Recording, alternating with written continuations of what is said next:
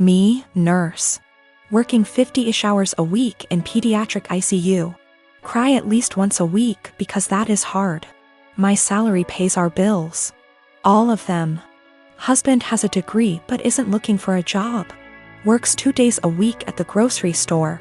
Spends most of his time playing. Today was supposed to be a good day. I had been begging my husband to swap his Saturday shift to literally anything else so that we could have days off together. We haven't had a weekend together since our wedding, 18 mo ago. Today was supposed to be our first Saturday off together. We were going to go to an animal sanctuary.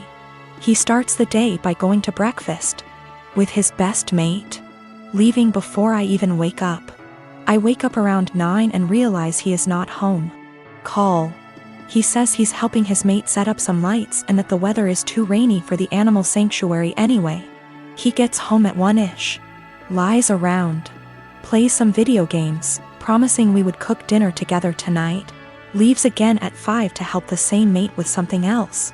I go grocery shopping. I don't drive because of medical issues, but I walk there and back in the rain. I get home, realize I've left my keys inside. Call husband, knowing he's 5 minutes away. He says he will leave in a minute. I sit in the rain and the cold, southern hemisphere. 45 minutes later, I call again. He hasn't left yet. He finally agrees to come and let me in the house, so he drives up, presses the clicker to let me in the garage and leaves again. At 10, I called to see where he is. His friend answers. Says he is driving out to do something an hour away. It's 10:30. I am going to bed. I have sent him a TXT that I am upset and don't want to speak to him tonight and would rather he left me alone. As far as I am concerned, if he can't value me more than his best mate on the first day off he and I have shared in a year and a half, he can go sleep in his bed instead. By the way, his friend doesn't work, so they hang out all the time when I am at work. He is going to be upset. And he is gonna tell his mate and his mate is going to tell him I'm being a. I am 26. We weren't always like this. I don't know what changed. I'm fairly confident he's not having an affair, and I fully intend on talking this through, but at a time that isn't 4 a.m. Me and my girlfriend have never fought, we get along fine. We have been living together for 9 years now, and have been dating for 12 years. We have a healthy sex life, we both have decent jobs that bring in decent money. In the past we talked about marriage a lot and would often joke about what our wedding would be like, yes.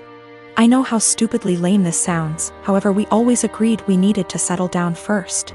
We bought a house about a year and a half ago, and were finally able to settle down.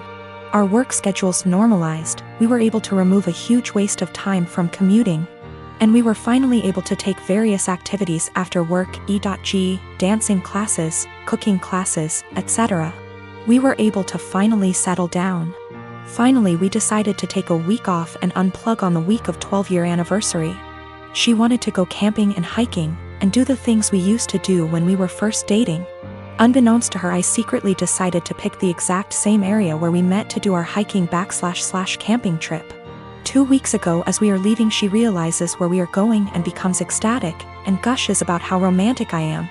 More or less everything seems perfect. We do our hike, and we unpack, set up, and by sundown everything feels perfect. So I decided to pop the question. This is where everything kind of falls apart. I ask her, and she just says no.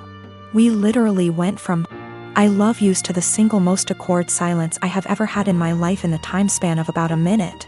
We sat there kind of not saying anything before she says she is tired and goes to bed. She basically proceeds to cry herself to sleep while I sat there doing nothing. I basically didn't sleep, and the next morning, she says she wants to go home. So we pack up and have a really awkward 3-hour hike back to our car. There were a few times where things kind of felt normal and we were joking around like we used to be for a bit. On the way back home, we are talking and chatting normally, but it just feels awkward. At one point we stopped for coffee, and asked if she wanted to talk about what happened, and all I got was a curt no. This is followed by another extremely long silence for the rest of the drive home. We finally get home and I unpack everything while she goes off to bed. She is going to bed. Cue more crying. I tried really hard to talk to her, but she pretty much told me that she just needs time to be alone and think. The next day she tells me she is going to take some time and see her family, which is literally on the other side of the country. It has been about 2 weeks since I dropped her off at the airport. She sent me a few messages to tell me she is fine, and that she needs some more time to think. Her best friend has been asking me every other day about what is going on with her, since she hasn't really been responding at all. I know she is okay, though, due to her posting some pictures of her and her family on Instagram. But it just feels really weird. I am an absolute giant mess. I just don't quite understand what is going on. None of my friends have really offered me anything of value. I just feel if I didn't ask the question, everything would be absolutely fine, and I don't really understand what is going on. I keep wanting to grab her laptop to try and figure out anything. I am not close to her parents at all, but I trust her and want to respect her space, but I don't know when she is coming back. I even sent her a message this morning, and I know she saw the message and received it, but hasn't replied. Also, her work has called me this morning asking about where she is. Apparently she had taken an extra week off last week, but she was supposed to be in yesterday. Now everything feels like it is falling apart and I have no idea what to do. The reason why it took so long for us to get married is we both agreed we wouldn't move to the next step until we finished the following. We both finished school. For her, that wasn't until 2 years ago. We both had stable jobs. We had a place where we could agree would be good enough to take stuff to the next step. We both had decent working hours. For a long time she was doing her residency and we more or less worked opposite shifts. We did talk about marriage and kids, and both agreed it would be part of the next step after we got settled. When my sister, Annie, was 18 and I was 21, she got pregnant and had a daughter, Sophie. She developed what we believe was postpartum depression, but was never diagnosed as she refused therapy. When Annie's school started up again, our mother took on all childcare of Sophie. As Mum took on more childcare, Annie seemed more like her old self, happy, outgoing, generally mentally healthy. Then within 6 months of Sophie's birth, Annie got pregnant again with another girl, Laura, and the cycle of PPD symptoms, Mum taking over, and Annie's mood improving repeated. When Laura was 2 and Sophie was 3, Annie decided to move out of our parents' home, alone, and said she wanted our parents to adopt/raise her daughters. They said no. Annie said she couldn't take care of the girls as she had her own life and being a parent made her miserable. My husband and I already had 4 kids of our own. We'd bonded with the girls, and we had the resources for 2 more. So we offered to take them in, and Annie let us legally adopt them before moving about 8 hours away. It's been about 5 years, and the kids are doing well. It was a rough start, but we're now a stable, loving, healthy family unit. Sophie and Laura are 7 and 8, and Annie has recently lost her job and had to move back in with our parents. Annie has now asked for custody of Sophie and Laura.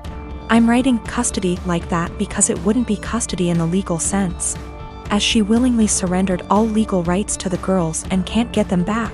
We checked with a lawyer. However, Annie wants the girls to live with her. Initially she said she wanted them full-time and to legally adopt them back from us, which we obviously refused. Then she offered a compromise of alternate weeks, so 50//50 custody. Again, we refused. Given her insistence, we don't even want her around Sophie and Laura. So we've not been going by my parents' house as we typically do. It's been a month of constant badgering, insisting we let Annie bond with her daughters and allow her to at the very least take them for overnight visits, saying that Annie had PPD 5 years ago, and now she's ready to be a parent. I've responded that we are not babysitters, we are Sophie and Laura's parents. They're in a good place and this will be detrimental to all 6 kids. And Annie doesn't get to step in now when she never stepped up in the first place. The response from my parents and Annie is that I'm being unsympathetic to her PPD and I should let her at least have a chance, rather than deem her unfit without giving her a chance to prove herself. Plus, given that we already have 4 kids other than them, Sophie and Laura could probably do with a smaller household, and saying we're being unreasonable for not allowing Annie to bond with her kids. So I live in a flat with 3 other people, childhood best friend, a guy from my uni course and his cousin.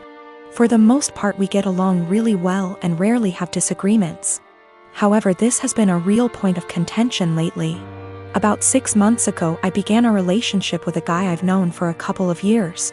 I know it's still a fairly new relationship, but I really like him. He makes me really happy and we're pretty serious about each other. Up until recently, he would come visit me at my flat 3 to 4 times a week. This was mostly due to the fact that I have chronic fatigue and going on proper dates can be really challenging for me. Instead of going out to dinner or a film or whatever, we'd just chill in my room or the living room, watch TV and get takeout or cook together. I didn't really consult anyone about this, Bex to say. All the other flatmates have their partners over as often if not more so, and B, he rarely spends the night and usually leaves before 10 p.m. because of his work schedule. So the issue, 2 weeks ago, comes to me and tells me that I need to stop having my boyfriend over because it's starting to get annoying. I asked her why and she said it's irritating to have someone who doesn't live there skulking around all the time. I pointed out that her boyfriend sleeps over 3 nights a week and thus is here more often than mine, and she claimed that was different because they've been together for 11 years and are moving in together once her lease is up. She said she's discussed it with the other flatmates and they've all agreed he needs to stop coming over or he has to chip into the rent, because it's getting ridiculous. Note, nobody else's partner chips in on the rent. I confirmed with the other 2 that yes, this is an agreement they've made. Though my best friend said basically made her agree by threatening to cut off the Wi-Fi and utilities, which are in her name, if she didn't. I asked if this rule applies to everyone, but apparently it's just me. I pointed out that it's unfair and was basically told to deal with it. My potential assholery, I've begun loudly insisting that if my partner isn't allowed to come over, neither is anybody else's. If I answer the door to anyone's partner, I'll send them away. If I come home and someone's partner is there, I'll make a point to mention that I thought we weren't having partners who don't pay rent over anymore. I've asked boyfriend over and over how much rent he's paying and pretend to be affronted and make a fuss when he says he doesn't. Everyone's pretty pissed at me and is telling me I'm being unreasonable. I know I'm being petty, but I think it's unreasonable that there's one rule for me and another for everyone else, and I'm trying to make that point. Am I really the asshole here? Some questions people keep asking. If I knew of something my boyfriend was doing to be annoying / if anyone had told me that he was doing something, I'd have included it. I'm not aware of anything he does, and when I ask why doesn't like him, I just get a shrug and just do. I will also state I'm bi, and she's never had an issue with any female partners I've had. We don't hang out in the living room much. We literally only use it if there's something we want to watch that I can't get on my bedroom TV and there's nobody else in there.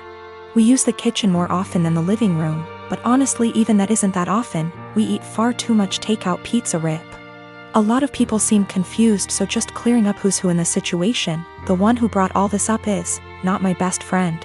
Not to get too much into a tangent, but basically just over a year ago I was moving out of halls at university and was looking for a new place, so we decided to move in together. At the same time, a dude from my course was looking for a flat share. We couldn't find a 3-bed but found a really nice 4-bed, and he mentioned his cousin was also looking for somewhere to live, so she got on board too. I only met her last year and we don't really know each other very well. By chronic fatigue I mean chronic fatigue syndrome. Sorry, that's apparently so unclear.